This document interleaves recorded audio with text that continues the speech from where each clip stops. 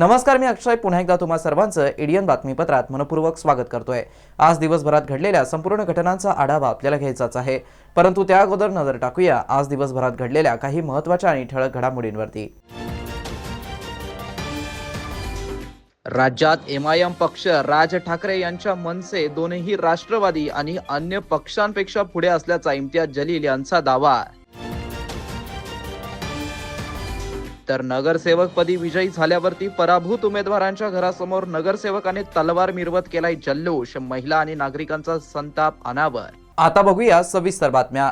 तर एमआयएम पक्षाने महापालिका निवडणुकीत राज्यामध्ये 125 जागांवरती विजय मिळवला असून या विजयानंतर पक्षाचे प्रदेश अध्यक्ष इम्तियाज जलील यांनी पहिली प्रतिक्रिया दिली आहे। मैं आज आप लोगों के बीच में शुक्रिया अदा करने के लिए आया हूँ। मजलिस इत्तेहादुल मुस्लिमीन महाराष्ट्र के अंदर 125 सीटों पर जीत हासिल की, एक बहुत बड़ी कामयाबी है मजलिस के लिए। सबसे पहले तो मैं अल्लाह रब्बुल इज़्ज़त का शुक्रिया अदा करता हूँ। इसके बाद मेरे पार्टी के सदर जनाब बैरिस्टर असदुद्दीन अवैसी साहब, अकबरुद्दीन अवैसी साहब और हिंदुस्तान के अलग अलग इलाक़ों से आए वो तमाम ज़िम्मेदारान मजलिस के, जिन्होंने यहाँ पर आकर मेहनत की, कैंपेनिंग किया और हमारी जीत यकीनी बनाई। मैं तमाम उन नौजवानों का, उन माँओं और बहनों का, उन बुज़ुर्गों, हमारे साथियों का शुक्रिया अदा करता हूँ, जिन्होंने इतना यकीन, इतना भरोसा हम पर जताया और इतनी बड़ी कामयाबी हमको दिलाई है। पूरे महाराष्ट्र के अंदर 125 सीटें जीत कर लाना, ऐसे माहौल के अंदर जब फ़िरक़ा परस्ती और मजलिस के ऊपर अलग अलग तरह के इल्ज़ाम लगे हुए थे, ये आवाम की जीत है मैं समझता हूँ। औरंगाबाद शहर के अंदर हमने 2015 में 25 सीटें जीते थे, इस बार हम 33 सीटें जीते। सारे लोग कहते थे कि एमआईएम के अंदर फूट हो गई है, एमआईएम के अंदर नाराज़गी है, एमआईएम कमज़ोर हो चुकी है, एमआईएम 15 भी सीटें नहीं ला सकती है, लेकिन आवाम ने जवाब दिया और 33 सीटों के ऊपर हमें जीत नसीब हुई है। साथ ही साथ मालेगांव में हमें 21 सीटों पर जीत हासिल हुई, धुलिया में 10 सीटें हमें मिली, अमरावती के अंदर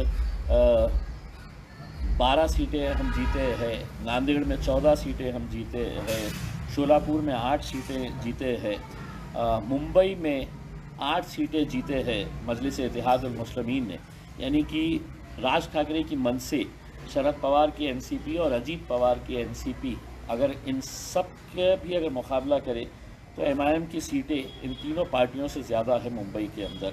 अगर उससे ही सटे, अगर हम थाने की बात कर लें तो थाने के अंदर मुमरा में हमने 5 सीटें जीते हैं। ये इसीलिए मुमकिन हुआ कि हमने ये इलेक्शन बहुत ही सूझबूझ के साथ, बहुत समझदारी के साथ, बहुत प्लानिंग के साथ हमने ये इलेक्शन को लड़ा है। हमने पहले ये होता था कि सिर्फ एप्लीकेशन फॉर्म्स मंगाए जाते थे और उस बुनियाद के ऊपर एप्लीकेशन देखकर है तो एबी फॉर्म्स दे दिए जाते थे। इस बार हमने इतनी मेटिकुलस प्लानिंग किए थे कि हमने फॉर्म्स मंगाए, बायोडाटा मंगाया और पर्सनली तौर के ऊपर ऑलमोस्ट 80% जो उम्मीदवार महाराष्ट्र भर के थे उन सब का इंटरव्यूज़ मैंने कंडक्ट किया, मेरे कुछ साथियों को साथ में बिठाया और ये इंटरव्यूज़ हमने कंडक्ट किए। इंटरव्यू के दौरान जब हमको ये बात समझ में आई कि बहुत सारे ऐसे भी उम्मीदवार हैं एक एक प्रभाग के अंदर की जो 3-3, 4-4 लोग काबिल है, इलेक्शन लड़ सकते हैं, जीत सकते हैं, तो ऐसे उम्मीदवारों का फिर हमने सर्वे करवाया और सर्वे की बुनियाद के ऊपर ये नतीजा के ऊपर आए थे हमने कि किसको टिकट देना चाहिए करके। इस दौरान बहुत सी बातें सामने आई, बहुत सारे इल्ज़ामात को हमको झेलना पड़ा, लेकिन हमने खामोशी इख्तियार करते वक्त को दे दिया था कि वक्त जवाब देगा करके। और आज जब नतीजे आए हैं तो वक्त ने अपना जवाब दे दिया है। एक पैगाम पहुंचा है कि पार्टी के अंदर शख्सियतें मायने नहीं रखती है। आज मैं महाराष्ट्र के सदर की हैसियत से इस कुर्सी के ऊपर बैठा हूं, कल मेरी जगह के ऊपर कोई और बैठ सकता है, तो ये शख्सियतें मायने नहीं रखती है। टिकट जिसको दिए है, कौन है उम्मीदवार, उससे ज़्यादा लोग उन चेहरों के अंदर असदुद्दीन अवैसी साहब को, अकबरुद्दीन अवैसी साहब को देखकर वोट देते हैं, मजलिस के साथ जुड़े हैं। इसलिए मुझे पूरा यकीन था कि हम पिछले बार 25 सीटें जीते थे, उससे कम से कम एक सीट तो भी हम ज़्यादा जीतेंगे करके। प्रभाग क्रमांक 17चे भारतीय जनता पक्षाचे उमेदवार अनिल मकरिये हे विजयी झाल्यानंतर त्यांनी त्यांच्या विजयाचं श्रेय मतदारांना दिलंय, तर त्यांच्या आगामी धोरणात्मक कामाविषयी अधिक माहिती त्यांनी दिली आहे। आज भाजपचा बहुमत आलेला आहे संभाजीनगर शहरात। पहिल्यांदा संभाजीनगर झाल्यानंतर भाजपचा महापौर होईल आता क्लिअर कट झालेला आहे। कसं आहे, देशात मोदीजी, राज्यात देवेंद्रजी, आता महापालिकेत भाजप तिसरं ट्रिपल इंजिनची सरकार होणार आहे। शहराचा विकास माझ्या प्रभागात कसं काम करणार मी, रस्ते राहिलेले, ड्रेनेज, पाणी आणि पार्किंगची व्यवस्था करणार। पहिले पार्किंगची व्यवस्था। तुम्ही तुमच्या विजयाचं श्रेय कोणाला देऊ? जनतेला सावे साहेबांचे मित्र म्हणून तुमचे आहे ना। सावे परिवार तर पूर्ण काम करत होतं। माझ्या परिवार, त्यांचा ग्रुप, ते तर माझे मोठे बंधू आहे, माझ्या परिवाराचे, माझ्या वडिलांना त्यांनाच मानतो मी। ते तर आहेच माझे घरचे पूर्ण। महापौर पदासाठी तुमच्या नावाची चर्चा सुरू आहे। पार्टी जो निर्णय लेगी उसको मैं मान्य करूंगा। Party first. त्या गुलमंडीमध्ये इतिहास आहे की एमआयएमची सीट आलीच नाही, तर गुलमंडीमध्ये 2 सीट प्रभागामध्ये लागली, त्याविषयी काय त्यांची चुकीमुळे झालेलं आहे सगळं। दोघांनी भांडले, तिसरा निवडून आला। आणि माननीय शिंदे साहेब जे बोलले प्रतिक्रिया देताना आज की एमआयएम देशासाठी खतरा आहे, या विषयावर बरोबर आहे ना। चुकीचं काय सांगितलं, चांगलं बोलले। जिल्हा परिषद पंचायत समिती सार्वत्रिक निवडणूक कार्यक्रम जाहीर झाला असून या संदर्भात जिल्हाधिकारी तथा जिल्हा निवडणूक अधिकारी दिलीप स्वामी यांनी अधिक माहिती दिली आहे। राज्य निवडणूक आयोगाने ज्या 12 जिल्हा परिषद पंचायत समितीच्या निवडणुका घोषित केल्या, त्यामध्ये छत्रपती संभाजीनगर जिल्ह्यातील जिल्हा परिषद आणि पंचायत समितीच्या निवडणुका घोषित झालेल्या आहेत। त्यामध्ये 16 तारखेपासून नामनिर्देशन पत्र दाखल करण्याची प्रक्रिया ऑलरेडी सुरू झालेली आहे। यामध्ये आपल्या जिल्ह्यामध्ये एकूण 63 गट आणि 126 गणासाठी 5 फेब्रुवारी रोजी मतदान प्रक्रिया पार पाडली जाणार आहे आणि त्यासाठी जिल्हा निवडणूक यंत्रणा पूर्णपणे सज्ज आहे।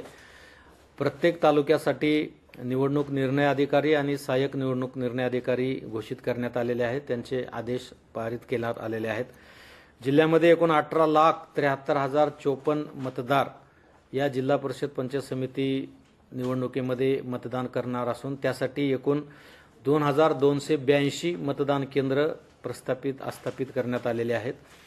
या 2,222 मतदान केंद्रावर जे निवडणूक अधिकारी कर्मचारी लागणार आहेत ते जवळजवळ 10,048 कर्मचाऱ्यांची आम्हाला आवश्यकता असून 12,000 कर्मचाऱ्यांचे आदेश आम्ही ऑलरेडी तयार ठेवलेले आहेत। जिल्हा परिषद आणि पंचायत समितीच्या दोन्ही निवडणुका ह्या एकत्रित होणार असल्यामुळं प्रत्येक मतदान केंद्रावर येणाऱ्या प्रत्येक मतदाराला 2 मतं द्यायची आहेत, एक जिल्हा परिषदच्या उमेदवाराला, एक पंचायत समितीच्या उमेदवाराला। त्यासाठी जे इलेक्ट्रॉनिक वोटिंग मशीन लागणार आहेत, मतदान यंत्र लागणार आहेत, ते जिल्ह्यामध्ये आम्हाला कंट्रोल युनिट जे लागणार आहेत ते 2,512 लागणार आहेत आणि बॅलेट युनिट जे आहेत ते 5,024 लागणार आहेत आणि त्याची उपलब्धता आपल्या छत्रपती संभाजीनगर जिल्ह्याकडे ऑलरेडी आहे। त्या व्यतिरिक्त काही यंत्र आम्हाला नांदेड जिल्हा प्रशासनाकडून घेण्यासंदर्भात आयोगाकडून सूचना प्राप्त झाल्यात, त्या यंत्र आम्ही उद्या नांदेडवरून या ठिकाणी आणणार आहोत। आणि उमेदवारांच्या ज्या मशीन हा एक अत्यंत नाजूक विषय असतो, या सर्व मशीनची तपासणी आणि क्लिअरन्स, त्यांचं फर्स्ट लेवल क्लिअरन्स ज्याला म्हटलं जातं FLC, ते आम्ही सर्व पॉलिटिकल पार्टींच्या पदाधिकारी, मीडिया आणि इतर सन्माननीय लोकांच्या उपस्थितीमध्ये आगाऊ प्रोग्राम जाहीर करून त्या मशीन क्लिअर केल्या जातील आणि त्याचं रँडमायझेशन करून प्रत्येक तालुक्याला त्या मशीन वाटल्या जातील। उमेदवारी अर्ज भरण्याच्या संदर्भामध्ये तालुका स्तरावर आम्ही मार्गदर्शन कक्ष लावलेला आहे, तयार केलेला आहे। त्यामुळे उमेदवारी अर्ज भरताना काही अडचण आली तर संबंधित संभाव्य उमेदवारांनी तालुका प्रशासनाशी चर्चा करून विचारविनिमय करून फॉर्म भरावा अशी माझी विनंती आपल्या माध्यमातून राहणार आहे। यासाठी जे डिपॉझिट भरायचं आहे तर जिल्हा परिषदसाठी 1,000 रुपये आणि पंचायत समितीसाठी 700 रुपये हे सर्वसाधारण उमेदवारासाठी राहणार आहे. जे राखीव कॅटेगरीमधले उमेदवार आहेत, अनुसूचित जाती, अनुसूचित जमाती आणि OBC नागरिकाचा मागास प्रवर्ग, यांच्यासाठी जिल्हा परिषदला 500 रुपये आणि पंचायत समितीला 350 रुपये डिपॉझिट असणार आहे. उमेदवारांना विविध परवानग्या प्राप्त करून घेण्यासाठी कुठलीही अडचण येऊ नये याच्यासाठी आम्ही प्रत्येक RO कार्यालयामध्ये एक खिडकी प्रस्थापित केलेली आहे. त्या ठिकाणी सगळ्या प्रकारच्या परवानग्या त्यांना दिल्या जातील आणि तालुका स्तरावर सुद्धा त्यांना योग्य ते गायडन्स करण्यासाठी आम्ही आमचे अधिकारी कर्मचारी नियुक्ती केलेली आहेत. या पद्धतीनं आपल्या जिल्ह्यामध्ये 16 तारखेपासूनच म्हणजे ॲक्च्युली 13 तारखेला घोषित झाल्यापासूनच आपल्या जिल्ह्यामध्ये आदर्श आचारसंहिता सुरू झालेली आहे. सर्व राजकीय पक्षांनी आणि सर्व अधिकारी कर्मचाऱ्यांनी सुद्धा आदर्श आचारसंहितेचं पालन करावं अशी मी विनंती आपणाला सर्वांना करतो. आणि जिल्हा निवडणूक अधिकारी म्हणून जिल्ह्यातील सर्व निवडणुकीवर आमचं लक्ष असणार आहे. पारदर्शक निपक्षपणे निवडणुका पार पाडल्या जातील यासाठी जिल्हा प्रशासन पूर्णपणे प्रयत्न करणार आहे. पोलीस अधीक्षक साहेब, मुख्य कार्यकारी अधिकारी यांच्या नियंत्रणामध्ये पोलीस बंदोबस्त आणि आचारसंहितेचं कक्ष निर्माण करण्यात आलेला आहे. प्रतिबंधात्मक आदेश आम्ही जिल्हाभरामध्ये निर्गमित केलेले आहेत. त्यामुळे कुठेही कायदा व सुव्यवस्थेची परिस्थिती निर्माण होणार नाही याची दक्षता आम्ही आगाऊ स्थळावर घेतलेली आहे. जिल्ह्यातील सर्व शस्त्र परवान्यांना आम्ही आवाहन करतोय की त्यांची शस्त्र पूर्णपणे संबंधित पोलीस स्टेशनला त्यांनी जमा करावं. त्याच्या संदर्भातली बैठक आम्ही सोमवारी घेतो आहोत. आणि एकंदरीतच जिल्हा परिषद आणि पंचायत समिती निवडणुका घेण्यासाठी जिल्हा प्रशासन सज्ज आहे. छत्रपती संभाजीनगर येथे विजयानंतर शिवसेना शिंदे गटाचे उमेदवार अभिजित जीवनवाल ह्या उमेदवाराने तलवार मिरवत जल्लोष केल्याचा गंभीर प्रकार समोर आलाय. तर पराभूत उमेदवाराच्या घरासमोर तब्बल 2 तास विजयी उमेदवाराच्या समर्थकांनी जल्लोष केल्याचा आरोप करण्यात आलाय. तलवार मिरवत आणि घोषणाबाजी करत घरासमोर धिंगाणा घातल्यामुळे महिलांचा संताप अनावर झाल्याचं दिसून आलंय. नगरसेवक होऊन तर तुम्ही लगेच आताच तलवारी दाखवताय. आमच्या मुली सुरक्षित राहतील का 5 वर्ष? आणि तुम्हाला आमच्या घरासमोरच दिसलं का 2 तास डीजे वाजवायला? त्याला परमिशन पण नव्हती. त्यांचे मुलं मुली निवडून आले, आम्हाला खुशी आहे, नाही म्हणून नाही.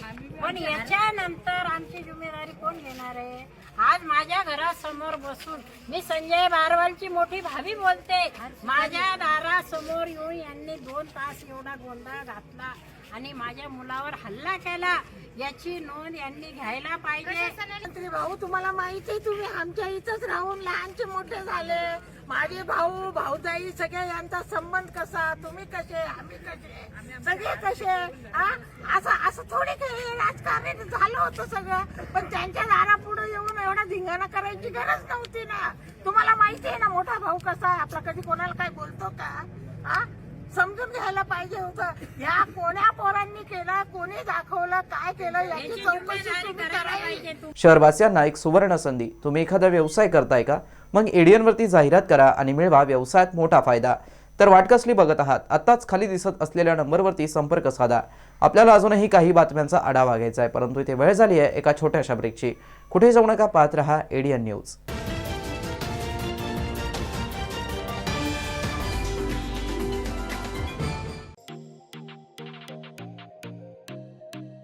शहराच्या मध्यवर्ती भागामध्ये व्यवसाय सुरू करण्याची एक सुवर्ण संधी. TV centre Sanjay Gandhi market जवळ 300 आणि 350 स्क्वेअर फूट दुकान भाड्याने देणे आहे. तळमजला आणि पहिला मजला. संपर्क 8087771808.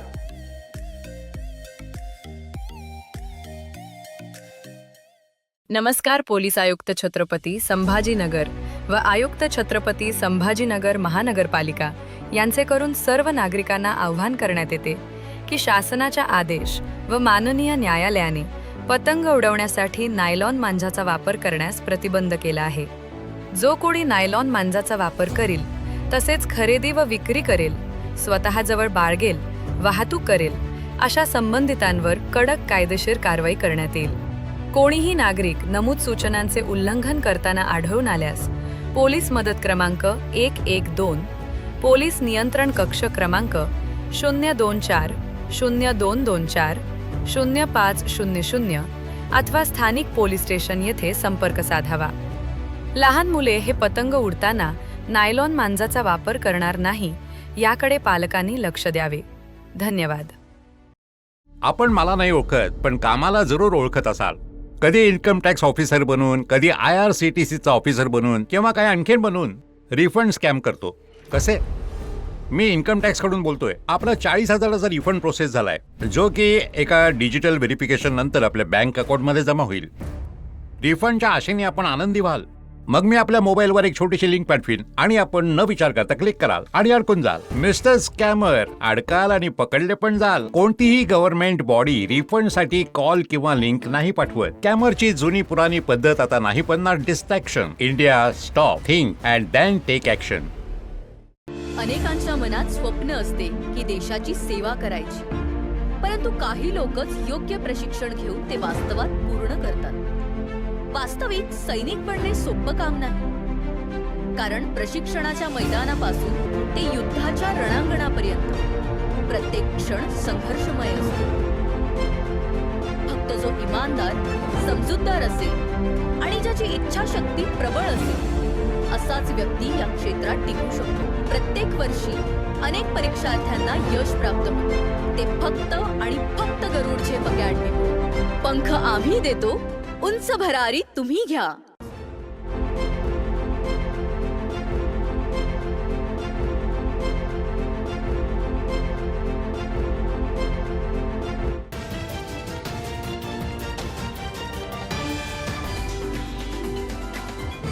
ब्रेकनंतर पुन्हा एकदा स्वागत. आपण बघत आहात एडियन बातमीपत्र.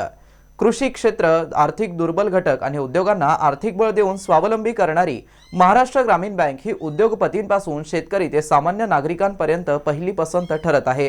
सादर आहे या संदर्भात एडियनचा संक्षिप्त वृत्तांत. एरॉक्स टेक्नॉलॉजी लिमिटेडचे संजय जयस्वाल यांनी महाराष्ट्र ग्रामीण बँकेवरती दाखवलेल्या विश्वासावर तब्बल 30 कोटींची मुदत ठेवीच्या स्वरूपात बँकेच्या विश्वासार्हतेचा ठोस पुरावा दिला आहे. नमस्कार, माझं नाव संजय जयस्वाल आहे. I am the managing director of Aerox technologies limited. आमची फॅक्टरी ऑरिकमध्ये आहे, 1,10,000 स्क्वेअर फीटच्या एरियामध्ये. We are the country's largest PSA oxygen generator manufacturer. आमचं पूर्ण इंडियामध्ये 8.5% मेडिकल ऑक्सिजन जनरेटरचा सप्लाय आहे. महाराष्ट्र ग्रामीण बँकेसोबत आमचे जुने रिलेशन्स आहेत. महाराष्ट्र ग्रामीण बँकेला आम्ही एकदा 30 करोडचा FD दिला होता. त्याच्यानंतर ह्या वर्षी आम्ही 20 करोडचा FD दिलेला आहे. आणि आम्ही महाराष्ट्र ग्रामीण बँक का चूज करतो, कारण की तिथले लोक आम्हाला जास्त क्रेडिबल वाटले. त्यांचे सर्व्हिसेस फार चांगली वाटली आम्हाला. आणि इट्स अ नॅशनलाइज बँक. जेव्हा तुम्ही विचार करता की प्रायव्हेट बँकेकडे आपण केव्हा जातो, कारण की त्यांची सर्व्हिसेस फार चांगली भेटते, क्रेडिबिलिटी म्हणजे सर्व्हिसेस क्विकली भेटते, ते त्यांचा एक महत्त्वाचा पॉईंट असतो. आम्हाला महाराष्ट्र ग्रामीण बँकेमध्ये नॅशनलाइज बँक असून पण त्यांचे सर्व्हिसेस प्रायव्हेट बँकेसारखेच फास्ट भेटल्या. आणि प्रायव्हेट बँकेमध्ये कसे वेगवेगळे चार्जेस, स्टार्स वगैरे असतात, त्याच्यामुळं वेगवेगळ्या प्रकारे एक्सपेन्सेस जोडले जातात. पण ह्या बँकेत तसं आम्हाला काही दिसलं नाही. एकदम ट्रान्सपरंट प्रमाणे ते व्यवहार करतात. तिथल्या मॅनेजर कोमल मॅडम आहेत, ते पण फार चांगलं आमच्या कंपनीच्या लोकांच्या फायनान्स टीमसोबत कोऑर्डिनेट करून जे काही डॉक्युमेंट्स किंवा प्रोसेस करायचं आहे ते अतिशय क्विकली करतात. हे सगळे बेनिफिट आम्हाला असल्यामुळं आम्ही त्यांच्यासोबत बँकिंग करत आहोत आणि भविष्यात पण आम्ही करत राहणार. आम्ही स्ट्रॉंगली रिकमेंड करतो की आपण महाराष्ट्र ग्रामीण बँकला जोडावं. धन्यवाद. शेतकरी, आर्थिक दुर्बल घटक आणि उद्योगांना आर्थिक बळ देत विश्वासाच्या पायावर उभी असलेली संस्था म्हणजेच महाराष्ट्र ग्रामीण बँक. अर्थव्यवस्थेचा कणा मजबूत असला की विकास आपोआप गती घेतो. नमस्कार, मी सुमित पारख, महावीर PB इंडस्ट्रीजकडून. आमचं युनिट सुरू असताना आमचा हा प्रोजेक्ट ग्रीनफील्ड प्रोजेक्ट होता. तर आम्हाला बँकेने वेळेवर मदत केल्यावर आमचा तो प्लांट एकदम व्यवस्थित चालू आहे. त्याच्याकडे आता आम्हाला गव्हर्नमेंटची सबसिडी पण भेटली आहे. आणि आमचे जे बिझनेस आहे त्यांच्यामुळे खूप व्यवस्थित चालू आहे आणि त्यांची मदत आम्हाला प्रत्येकदा असते. ईश्वर सर वगैरे आम्हाला खूप मदत करतात आणि त्यांची खूप व्यवस्थित प्लॅनिंग पण असते. आर्थिक समावेशनाच्या ध्येयाने राज्याच्या प्रत्येक कानाकोपऱ्यात प्रगतीचा रथ घेऊन जाणारी ही बँक होय. महाराष्ट्र ग्रामीण बँक ही केवळ बँकिंग सेवा देणारी संस्था म्हणून मर्यादित राहिलेली नसून त्यासह ग्रामीण आणि अर्धशहरी महाराष्ट्राच्या आर्थिक प्रगतीचा विश्वासार्ह भागीदार बनली आहे. माझं नाव प्रमोद अग्रवाल. माझी फर्म आहे कैलास इंडस्ट्रीज. माझं पुठ्ठ्याचे बॉक्सेस बनवण्याचं काम आहे.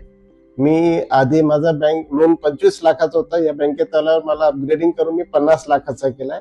इथं आल्यावर माझा बिझनेसही ग्रो झाला, कारण मला फंडची जी अडचण होती ती अडचण इथं आल्यावर दूरही झाली. बँकेनं खूप चांगले हेल्प केलं मला त्याच्यासाठी लोन वगैरे भेटण्यामध्ये. पूर्ण जे सिस्टम होतं ते खूप व्यवस्थितपणे तिथं पार पडलं. तिथं ह्या बँकेविषयी सुरुवातीला मी जेव्हा अप्रोच झाला तेव्हा मला असं वाटलं की ग्रामीण बँक आहे, आपलं इंडस्ट्रियल लोनचं का भेटन नाही भेटन, कसं बिझनेस लोनसाठी कशी. पण तिथं जेव्हा मी व्यवहार केला तेव्हा लक्षात आलं की दुसऱ्या बँकेपेक्षा खरोखर खूपच जास्त बँक आहे, चांगली बँक आहे. ह्या बँकेशी प्रत्येकाने जोडावं असं माझं मत आहे. बँकेतलं पूर्ण वातावरण खूप चांगलं आहे. तिथं प्रत्येक जण एकदम चांगल्याने बोलणं आहे, वागणूक एकदम चांगली आहे. एकदम स्टाफ एकदम प्रेमळपणाशी प्रत्येकाशी बोलतो, असे माझं स्वतःचं मत आहे. धन्यवाद. आज बँकेचा एकूण व्यवसाय 42,000 कोटी रुपयांपेक्षा अधिक असून त्यामध्ये 24,444 कोटी रुपयांच्या ठेवी आणि 17,690 कोटी रुपयांचा पतपुरवठा हा तिच्या भक्कम आर्थिक स्थितीची ग्वाही देत आहे. महाराष्ट्रातील 752 शाखांमधून महाराष्ट्र ग्रामीण बँक लाखो ग्राहकांशी थेट जोडली गेली आहे. नमस्कार, मी संदीप ज्ञानोबा शेळके, मिल्टन मेलो फूड्स प्रायव्हेट लिमिटेड आणि हम्मा फूड्स प्रायव्हेट लिमिटेडच्या वतीने मी आज रिप्रेझेंट करतो आहे.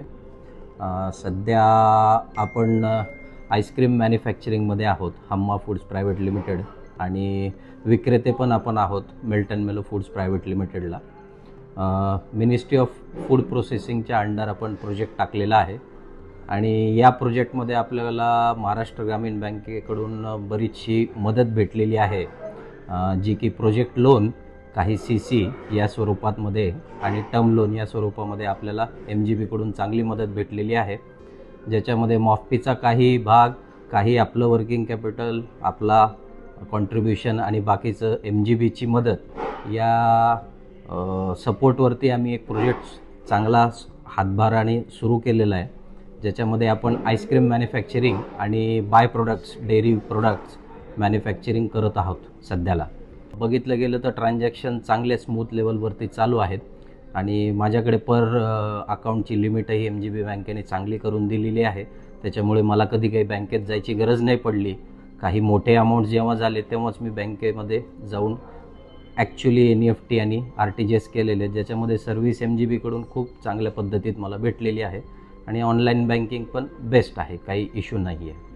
तर या स्वरूपात आम्ही बिझनेसमध्ये पुढे वाटचाल करतो आहे.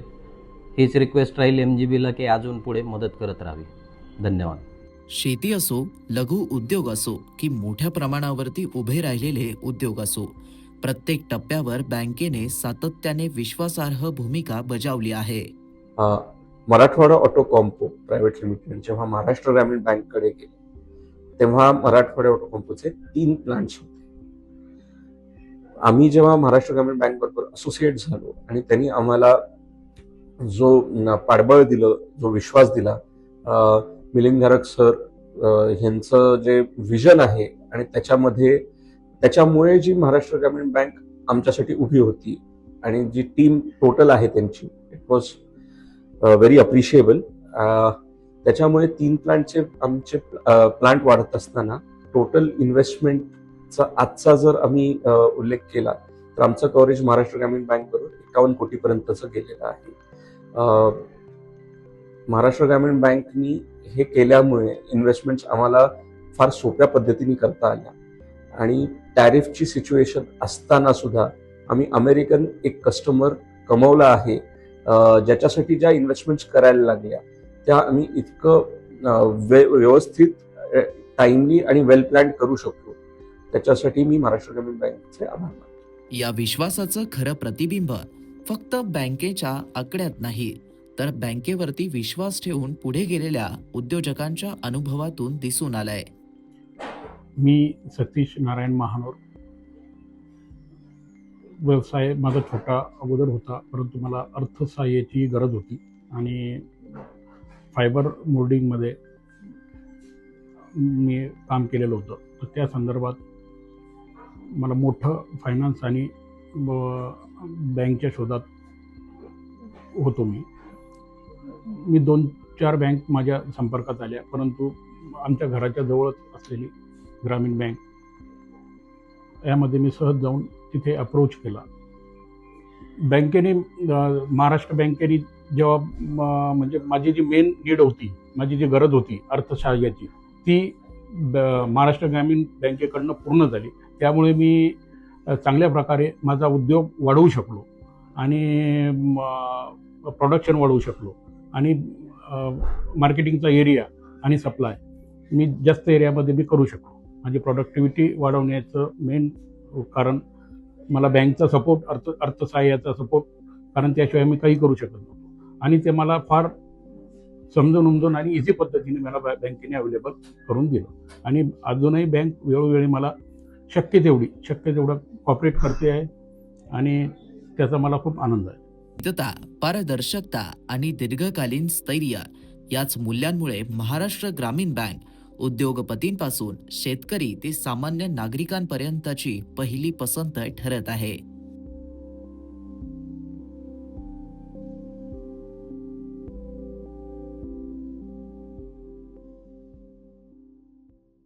शेवटी पुन्हा एकदा नजर टाकूया आज दिवसभरात घडलेल्या काही महत्त्वाच्या आणि ठळक घडामोडींवरती. राज्यात MIM पक्ष राज ठाकरे यांच्या मनसे दोन्ही राष्ट्रवादी आणि अन्य पक्षांपेक्षा पुढे असल्याचा इम्तियाज जलील यांचा दावा. तर नगरसेवकपदी विजयी झाल्यावरती पराभूत उमेदवारांच्या घरासमोर नगरसेवकाने तलवार मिरवत केलाय जल्लोष, महिला आणि नागरिकांचा संताप अनावर. आणि याबरोबरच हे बातमीपत्र इथेच संपलं. पुन्हा भेटूया पुढील बातमीपत्रात. तोपर्यंत पाहत रहा आपल्या हक्काचं बातमीपत्र ADN न्यूज.